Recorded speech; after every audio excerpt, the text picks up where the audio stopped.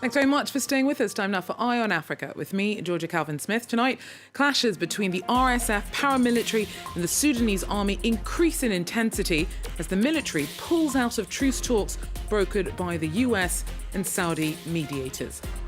Also, there's anger and confusion in Nigeria and drivers rush to the pumps upon an apparent rollback of fuel subsidies by the new president. Bola Tinubu's move has seen prices rocket up just days after his inauguration. And Africa needs to power up. Despite its abundant resources, it's the most energy-poor continent in the world. I speak to the head of the African Energy Chamber about what's needed to make a balanced transition as African energy access is ramped up. But first, the Sudanese army heavily targeted paramilitary forces on Wednesday after pulling out of truce talks amidst a violent conflict that's gripped the country since mid-April. Residents in Khartoum said that the bases of the Rapid Support Forces came under heavy fire on Wednesday, despite both sides agreeing to extend a ceasefire for the week. Bastien Wenui tells us more. According to the Sudanese military, the Rapid Support Forces are responsible of the ongoing clashes in Sudan. They say that the RSF did not respect the ceasefire agreement, and that's the reason why they've decided to withdraw from Jeddah's talks. On the other side, the Rapid Support Forces published a statement this Wednesday saying that, no, it's not true. They are following every point of the ceasefire agreement, and they accuse the army of being responsible of the ongoing clashes. In reality, both parties are responsible for the fighting. Let's take the example of Khartoum. The Rapid Support Forces are still hiding in civilian neighborhoods, in hospitals, and the military are still bombing these areas. So what's going to be the impact of this withdrawal? It's difficult to say at the moment, but the goal of these negotiations is to implement ceasefires to allow humanitarian assistance to reach the most impacted areas, such as Khartoum, such as North Kordofan or Darfur. Without negotiations between the Rapid Support Forces and the army, it will be impossible for humanitarian organizations to reach these places where millions of people are still stranded. Many do not have access to food, many do not have access to water. Thousands of people have been injured during the fighting and they need medical treatment. It's still impossible without the assistance of humanitarian organizations, since most of the hospitals in the most impacted areas have been destroyed. In Khartoum, only more than 70% of hospitals have been destroyed or are currently occupied. So that's why these negotiations are so important, and that's why it's very important at the moment to implement a ceasefire in Sudan. Now, there's been a rush on the pumps in Nigeria in response to an announcement from the new president that he would scrap fuel subsidies. Even though it wasn't clear when the measure would kick in, prices surged at petrol stations, sometimes by several 100%, and roads were blocked by massive queues of drivers on Wednesday. Caroline Lamberley tells us more. Nigeria useless! Nigeria useless! Tensions were running high outside this gas station in Lagos on Wednesday. People waited for hours to fill their tanks as the state oil firm announced it was hiking up its prices.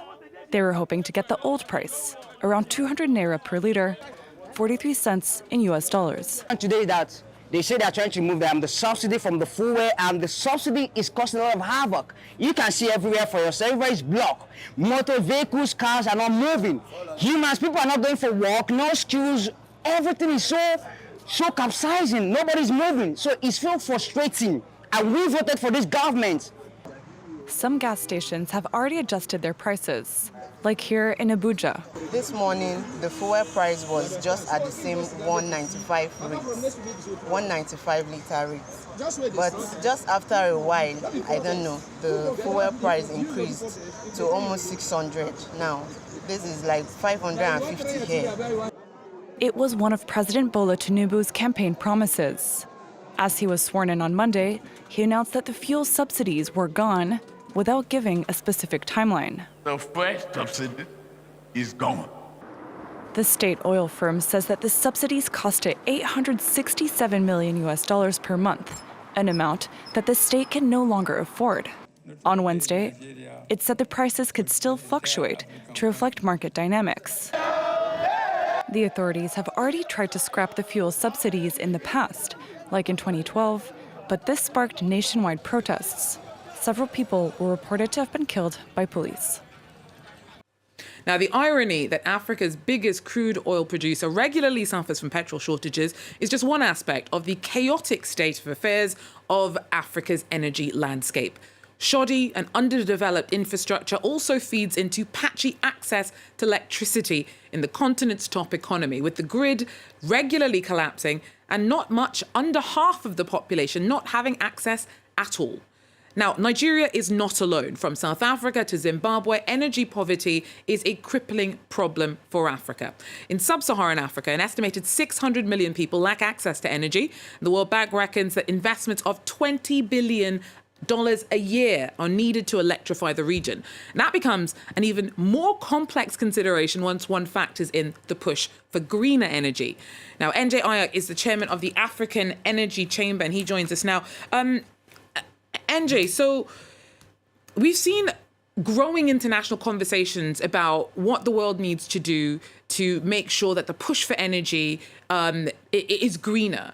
But how does that affect Africa? Has Africa been part of these conversations? And how does it do that whilst also being able to pay for it, basically? How it affects Africa is that we start with where Africa is right now. 600 million no access to electricity, 900 million no access to clean cooking technologies, most of them women. We need to start looking at how we grow energy in a sustainable and greener fashion. But also we have to live today in order to get to tomorrow. Our biggest produce in Africa is natural gas. We have to be pragmatic while also looking at how we pay for green energy. Less than 2% of investments in renewables are coming to the African continent. Although we have massive potential in solar, wind, or even green hydrogen that the Germans and most Europeans are looking at that, we have to start focusing on financing. And if we don't, then Africa is still going to be energy poor. Well, you mentioned natural gas there being Africa's biggest asset, but isn't that categorized as being green energy? Hasn't the EU categorized investments in natural gas as counting towards investments in green energy? That question comes to exactly why we call for a just energy transition, because the EU categorizes natural gas as green energy for the EU, so it can finance natural gas for the EU. But when it comes to Africa, natural gas is a fossil fuel, it is a dirty fuel, and financing cannot go into natural gas. And that kind of unjust imbalance on the taxonomy of natural gas is hurting everyday people that are trying to industrialize. Don't forget, we are with the narrative that everybody must decarbonize. So the wealthy nations have to decarbonize while the poorer nations have to industrialize with green natural gas and green energy. And that is a chance where we have to do it. And being in France today, I see the dialogue even changing. And that conversation that has moved from just telling Africans or giving lectures, it has come more to collaborations. I was at Sciences Po, and I had very good conversation with some of the academics and the think tank, the thought leaders out there, and they really got engaged in these issues. So I think that if we calm down on the polarization, focus on a balanced, pragmatic discussion where investments come in, we can lift everybody up. And France and the European Union can play an amazing role in really driving us into a low-carbon economy. But Africans also have to step up. They have to create an enabling environment. They got to deal with issues around transparency and mismanagement and women's rights, because in the energy sector, even across Africa, women are still the last hired and the first fired, but we got to close that gap between struggle and success when it comes to energy.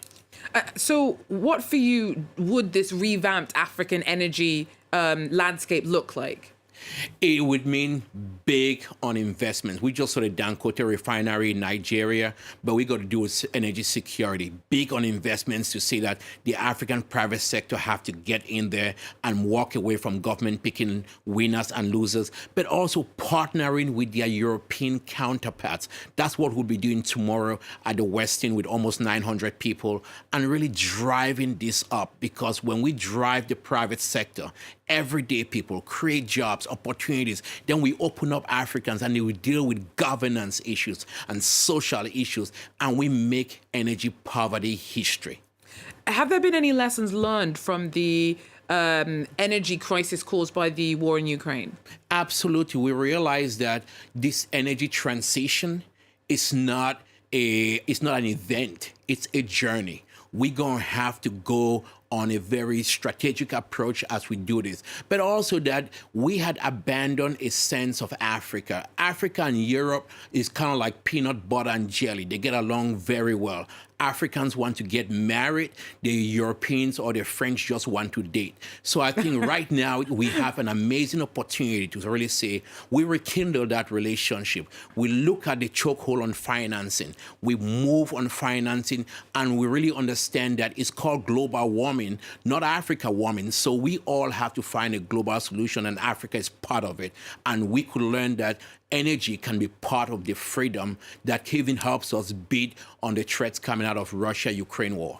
Thank you so much. NJ Ayuk there, the chairman and founder of the African Energy Chamber. Now, after months of uncertainty, Zimbabwe set August 23rd as the date for presidential elections. The main opposition leader, Nelson Chamisa, will be President Emmerson Mnangagwa's main challenger.